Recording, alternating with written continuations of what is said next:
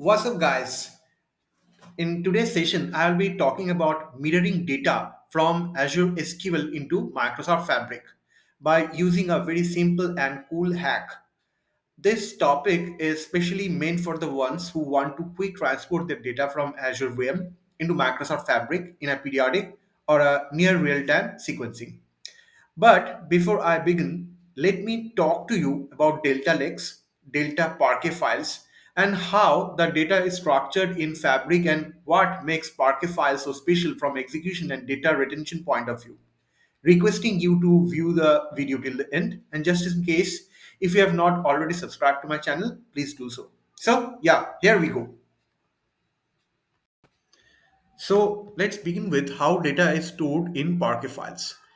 Data is stored as column stored instead of row stores as we do in a conventional CSV file.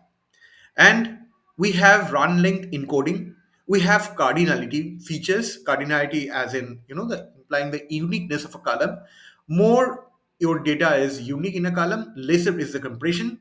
And a Parquet file has dictionary-based encoding, resulting in a index-based columnar representation, which just would be a key-based presentation instead of the actual data, leading to huge compression of the data.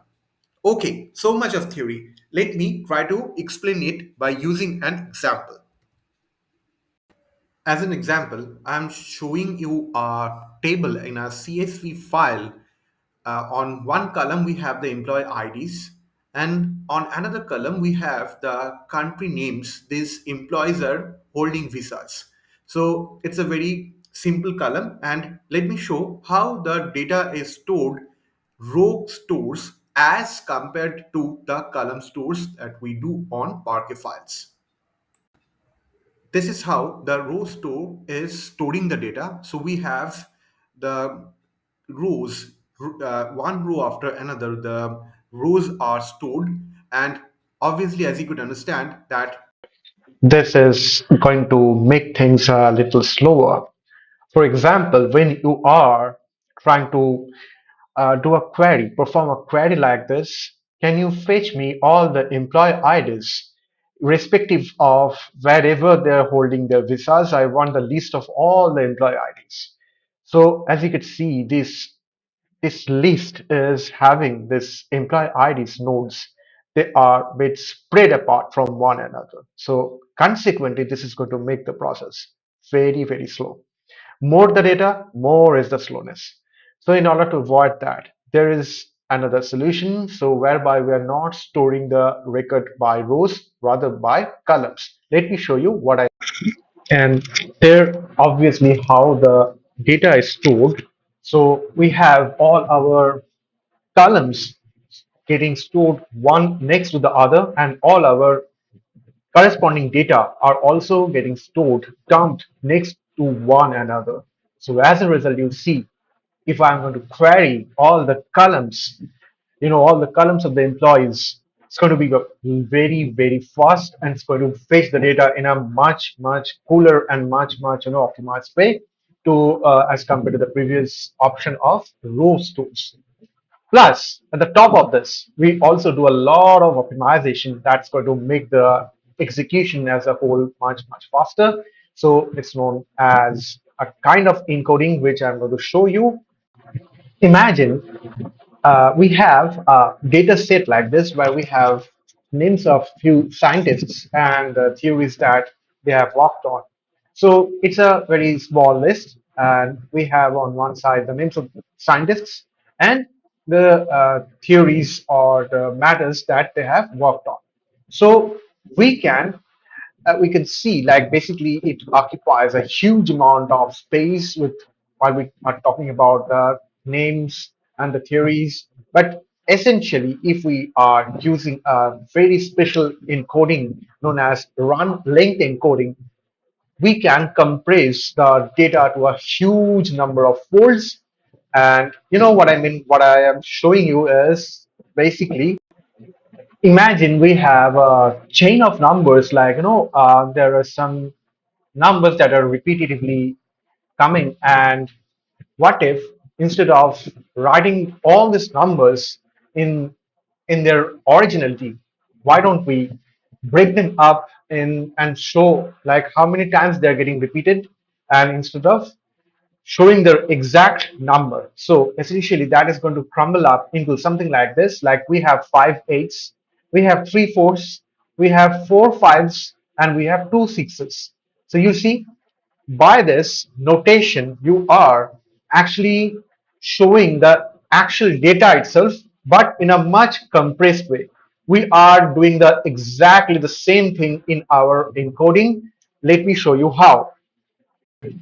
Yes, and using this notation, we can shrink up the entire table in the order of the number of times that they are getting repeated. Say, for example, Einstein is getting repeated twice, Max Planck is repeated once. Schrodinger is also getting repeated once. Niels Bohr is getting repeated once. But Stephen Hawking is getting repeated three times.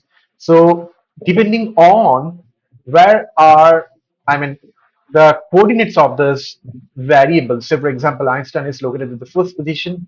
Max Planck is located in the third position.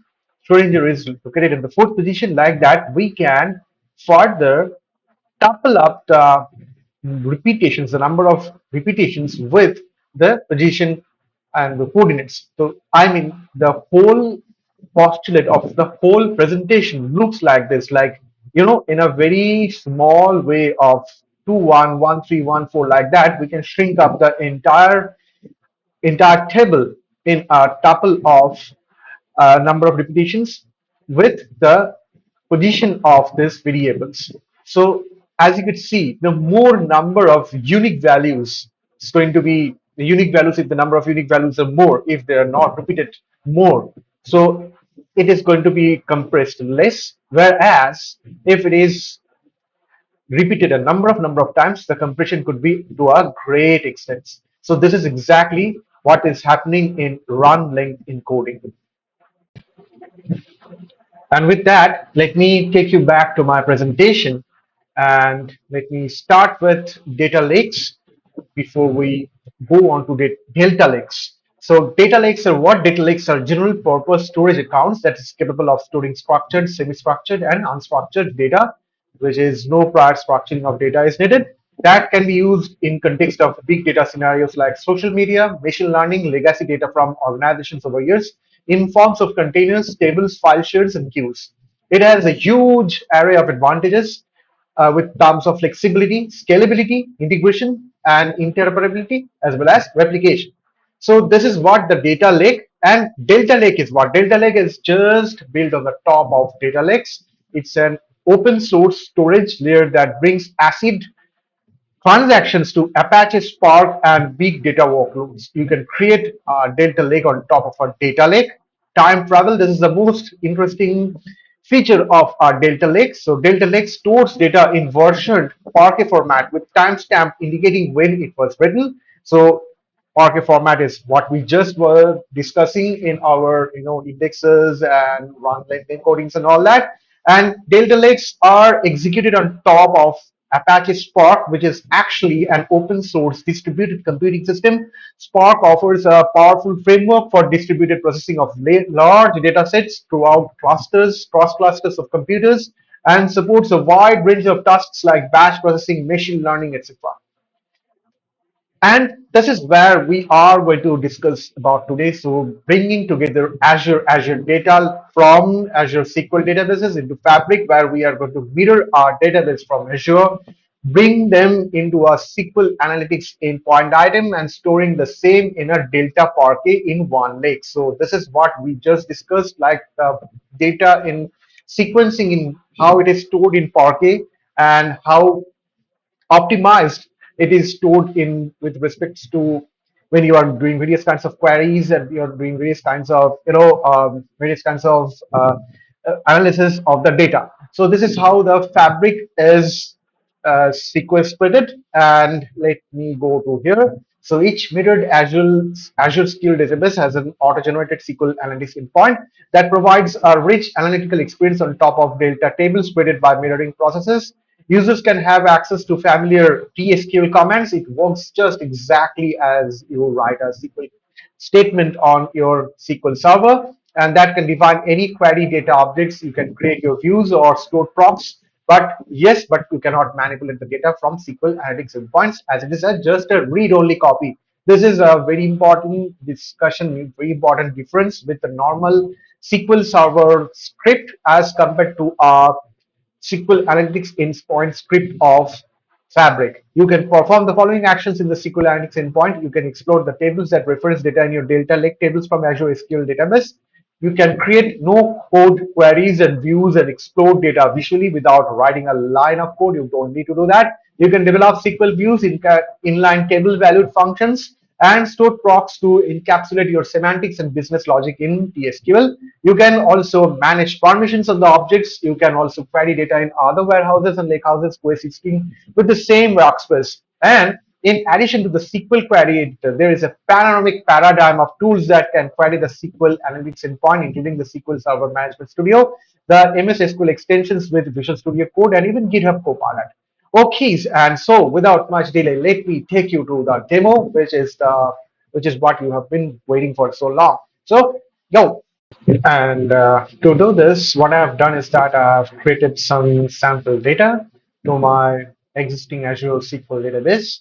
And what I will do is that I will try to send this data across to my Fabric, which is also known as mirroring.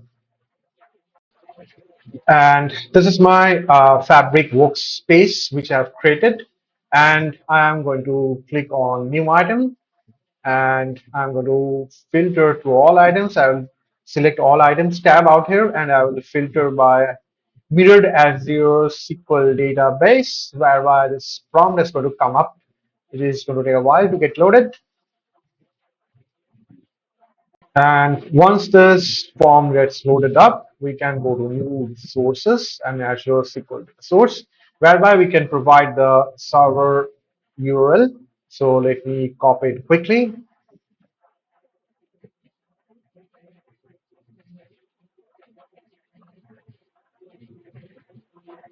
And what I've done is that I've just copied the database server URL out here.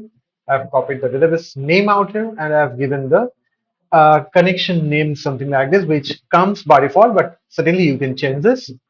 Now, the most important thing is like how you are connecting to your Azure SQL DB is like there are three modes of communication. Like either you can select basic, which is user ID and password, just like that, or you are connecting using organizational account, or you are using service principal.